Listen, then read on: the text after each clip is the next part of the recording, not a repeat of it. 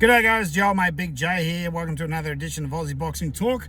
So today we're talking about Sam Goodman with his upcoming fight up against Nick Ball, current WBA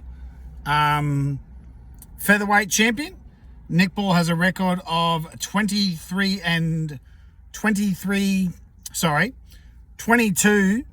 0 and 1, so 22 wins, 1 draw, and 13 of those wins have been via knockout. His last win was against Tszyu, who Sam Goodman himself defeated March of this year, and he got a 10-round. Tszyu retired after the 10th round with Nick Ball retaining his WBA featherweight title. Nick Ball won the title of Raymond Ford in a split decision. That was on 1st of June 2024 last year. So the question is, can Sam Goodman pull it off? I mean, Sam Goodman himself has a record of, sorry, let me just bring it up here. I think he's 22-0. 20-0. With only 8 KOs, Sam Goodman does not have a good KO record. His last win was a unanimous decision over Tszyu Espinoza. I think that's how you pronounce it. And that was in May of this year. So both guys have fought rather recently. I mean, Tszyu, he got a unanimous decision over Tszyu in 10 rounds. So it'd be interesting to see, can Sam Goodman do this against Nick Ball?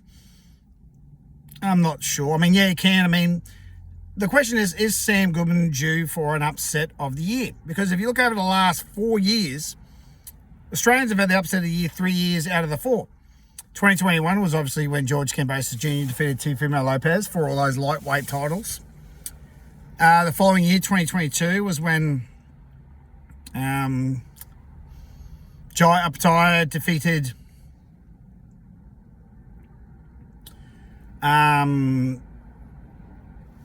Mias Briedis for the IBF Cruiserweight title and Ring Magazine title. And last year, Liam Paro defeated Sabria Matias in Puerto Rico for the IBF 140 title. So 3 out of the last 4 years, Australians have pulled off the upset of the year. Is Sam Goodman going to be the next one? So it would be interesting to see. Can Sam Goodman do it?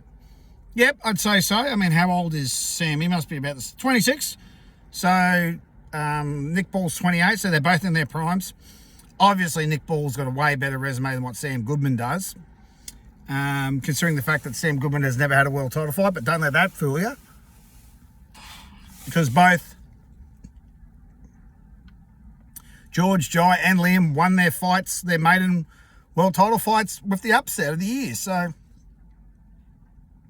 don't let that fight. What's going for Sam is that he's young, he's in his prime, he's been active.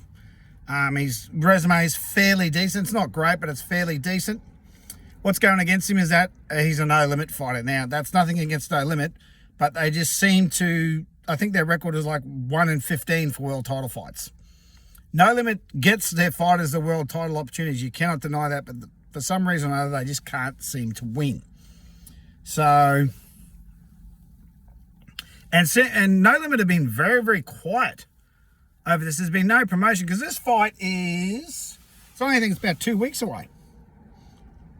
It's on the 16th of this month. It's currently the, what's today's date? 7th or 8th? 7th. 7th of August. So this is next, this is next weekend. This is next weekend, and there's barely been a mention because obviously, Nikita and Zereafa are appearing on the card on the 20th. And I'll get to that, but there's really been no real promotion about this for this fight for Sam Goodman. I mean, it's a world title opportunity. It's in Saudi. I mean, I'm just checking the event here just to see why there's so little It's with Queensberry. The promoter's Queensberry. No Limit's not even mentioned. So does No Limit have any dealings with this, or is it just a Frank Warren show and it's on DAZN? So it's going to be, that's right, it's on the Moses Otama Dylan White card. This is actually, I think, the co-main event or the co-feature to this card. So it'll be Sunday the 17th of August in Australia, probably at very early in the morning on Sunday morning.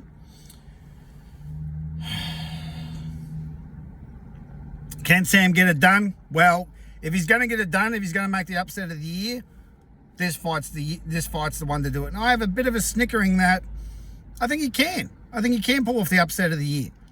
I think he can. I think he can. It would be great to see that he can do it, but I think he can. I think he's got a very good chance of doing this. So it'll be interesting to see if he can pull it off when we get another Australian to do it. But he's got a long mountain to climb. He's got to do it in another country. He's got to do it. I think this is Sam's first out of country fight. So he's been to Japan, of course, because you were supposed to fight Inoue, and we're all glad that didn't happen because Inoue would have murdered him. But yeah, it's going to be interesting. So I wish Sam all the best. I hope he can get the job done. I might tip they actually might get it done. We'll see what happens. Now on to Nikita and Zereafa. Their fight on the 20th. Let me just bring up mixed record here. So it'll be in Sydney as usual. I've been a bit unfortunate this year. I haven't even got to a fight this year, which is a bit of a shame.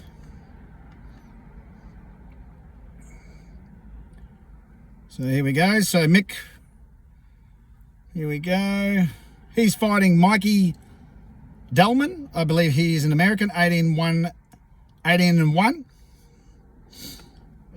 Nikita's fighting Lisman Ismaili. Brock Jarvis is also on the card, fighting Sam Beck. Jasmine Parr returns. So basically this is just a showcase fight to publicise the Nikita Zereafa fight, which will most likely happen at the end of the year. I mean, what's this happening? August 20th, so you'll dare say it'll happen probably December. It'll be their December card for No Limit. $60 though. $60 for a club show, right? It should be on Fox Sports, KO Sports, as part of their subscription. Why they're putting Nikita behind a $60 paywall is beyond me, because these pay-per-views just aren't worth it, right? They're not worth $60. I mean, there's no world title on the line.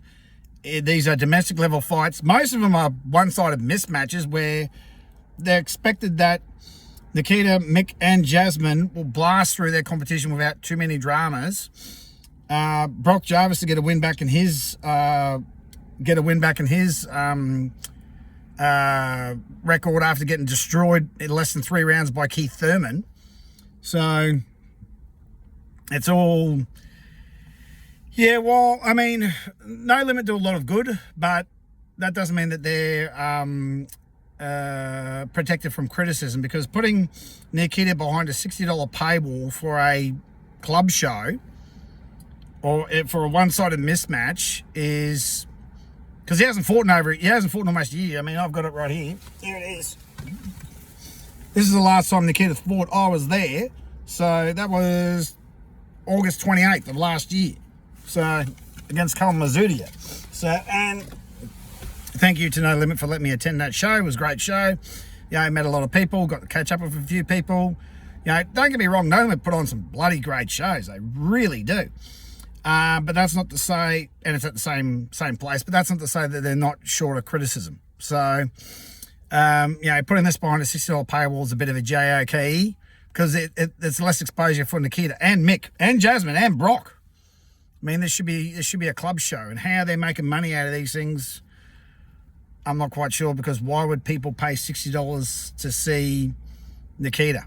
I mean, with Tim dropping off, they're trying to make Nikita probably the new face of Australian boxing, but he's far too green. I mean, why put all that pressure on that kid's shoulders? So he's only, Nikita's, I think, he's only 10 fights in.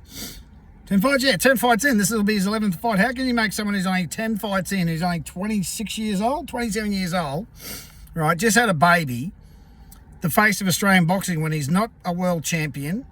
He's... The only reason anyone knows who he is because he's Tim's brother, right? Yeah, I think it's a lot of pressure to put, put Nikita under the face of Australian boxing. I don't think it's the right move at all. But then again, no limits of business and they have to make money. So I'm expecting that these fights are probably going to be just one-sided mismatches. They'll blast them out of there very, very easily. And that'll probably be that. So, but I hope Sam Goodman gets up. I do actually want to see Nikita and Mick fight at the end of the year, because if Mick beats Nikita, then Tim's the next step. Will Tim and Mick ever fight? I doubt it. But then again, it depends. I mean, will it make money? Yeah, but will it make as much money as it should have? No, because I believe that it should have happened 4 years ago. It should have happened 4 years ago in July of 2021, and I'll die on my shield on this. I think Mick would have won. I think if Mick fought Tim back and then, he would have derailed the hype train long before Bakra Matazaliev ever did. So, yeah. So it's going to be an interesting one. But good luck to Sam. Obviously, good luck Mick, Nikita, Brock, Jasmine, and everyone else on the No Limit card. No Limit do put on it's a quality show. It's quality production. It's a quality show. To be fair, they are one-sided mismatches, most of them, but we'll see how they go. We'll bring you more updates. Hopefully I'll get on with T Street this week and we do some previews on these fights. But as always, guys, tackle the ball, wrestle the clock, harden yourselves the fuck up, and we'll see you another day.